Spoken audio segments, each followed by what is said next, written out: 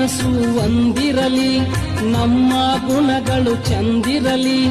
ಪ್ರೀತಿ ಹಾದ್ಯಾಗ ಬಾ ಗೆಳತಿ, ಕಷ್ಟ ಬಂದ್ರು ಬರಲಿ. ನಿನ್ನ ಮರೆತಿಂದ ನಾ ಇರಲಿ, ನೀ ನನ್ನೆದೆ ಹೂಮಾ. ದಿಕ್ಕು ದಿಕ್ಕಲಿ ಭಾವ ಬಂಧನ,